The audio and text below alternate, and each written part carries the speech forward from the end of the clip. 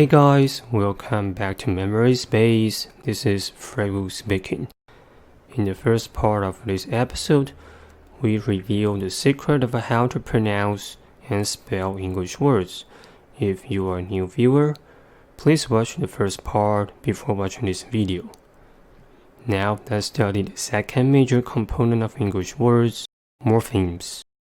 Morphemes are a powerful tool to study the meanings of English words, but it has its own limitation. Before showing you an overall picture of how morphemes work, I'm gonna introduce some terms used in morphology. A morpheme is the smallest meaningful unit in a language. That is, it cannot be subdivided even further. A base word is an English word which stands alone and is also called as a free morpheme, because it cannot be divided into even smaller meaningful units, and it doesn't depend on others. For example, the word cat, originating from the Latin word catus, literally meaning a small domestic animal, is a base word which stands alone and is also called as a free morpheme, because it cannot be further subdivided into even smaller meaningful units, and it doesn't depend on others. The word cat itself stands alone as an English word, so it's a base word.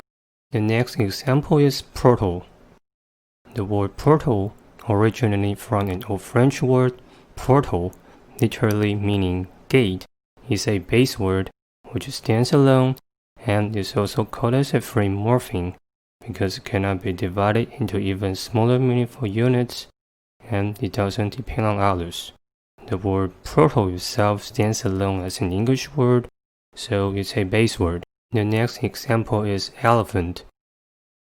The word elephant, originating from a Latin word elephantus, literally meaning ivory, is a base word which stands alone and is also called as a free morpheme, because it cannot be divided into even smaller meaningful units, and it doesn't depend on others. The word elephant itself stands alone as an English word, so it's a base word. The next term is combining form.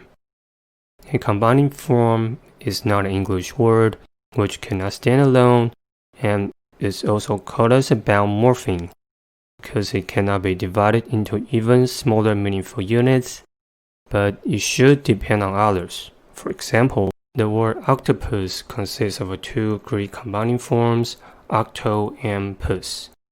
The combining form octo, literally meaning 8, is not an English word which cannot stand alone, and is a bound morpheme because it cannot be further subdivided into even smaller meaningful units, but it should depend on others.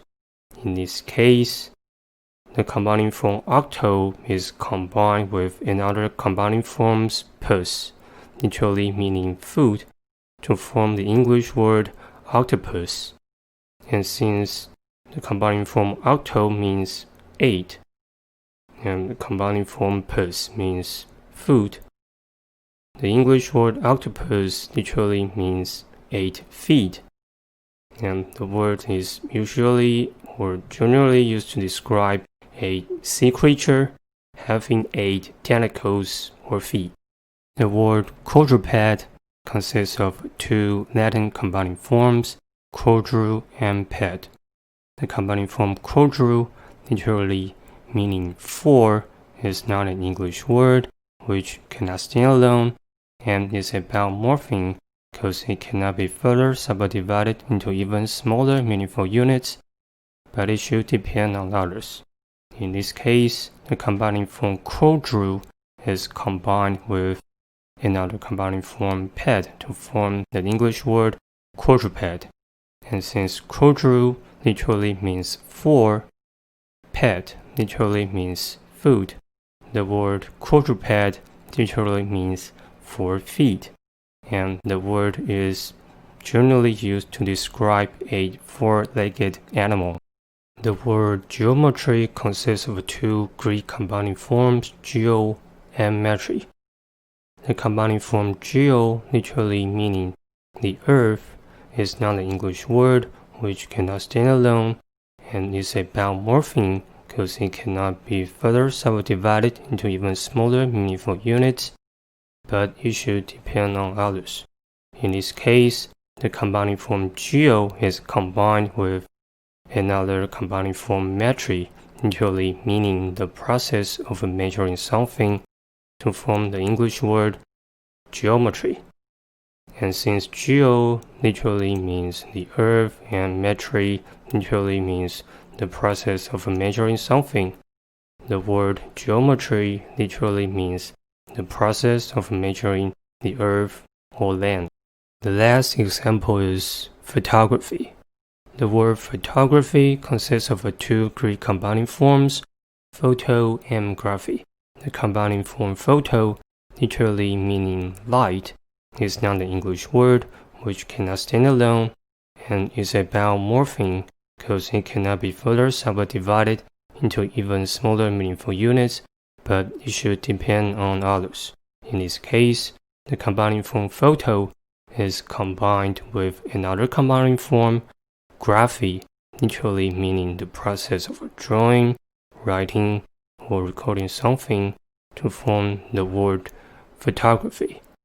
And since photo literally means light, graphy literally means the process of drawing, writing, or recording something, the word photography literally means the process of recording light, and the word is generally used to describe the art of making images, since images are records of light.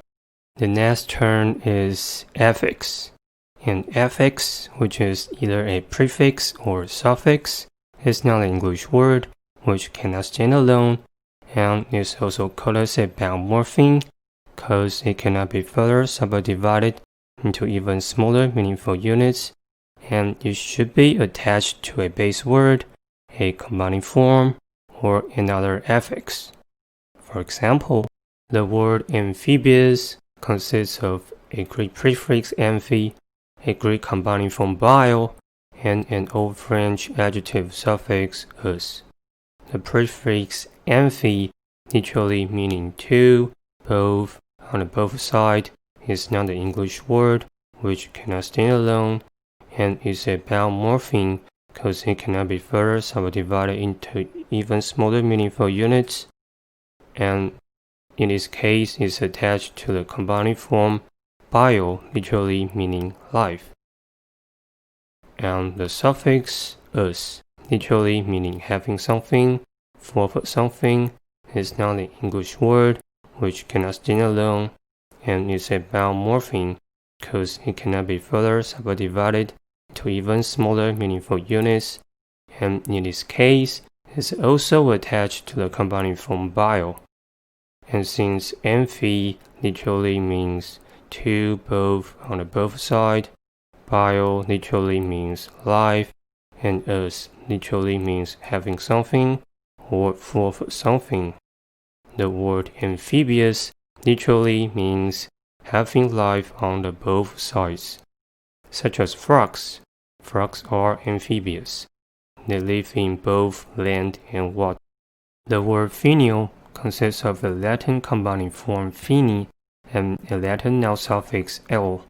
The combining form fini originated from the Latin word finis, literally means end, and the suffix l, literally meaning connected to something or associated with something, is not an English word which cannot stand alone, and is a bound morpheme because it cannot be further subdivided into even smaller meaningful units, and in this case is attached to the combining form fini to form the English word finial.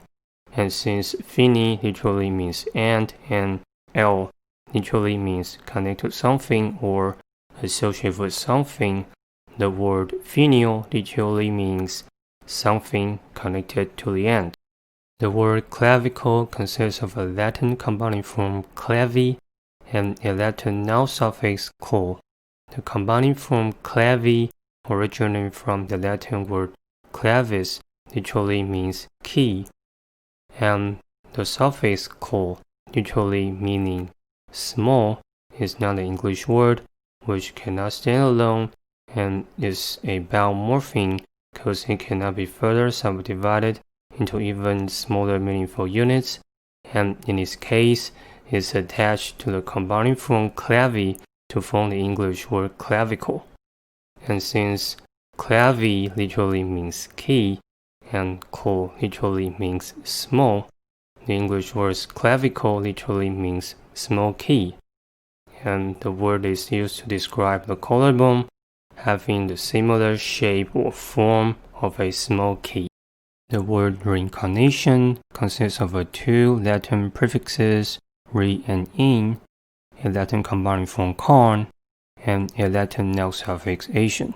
The prefix re, literally meaning again or back, is attached to another prefix in, and the prefix in, literally meaning in, is attached to the combining form con, literally meaning flesh, and the suffix ation, literally meaning state, condition, process, or result, is also attached to the combining form con.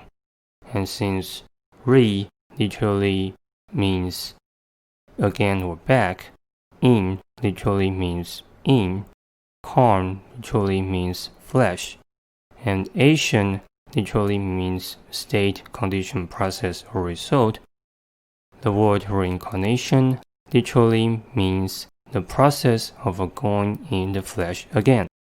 The last term is root. A root is either a base word or a combining form. The term is so called because it forms a word family. For example, the word cat is a base word. S is a noun suffix which makes a noun become plural.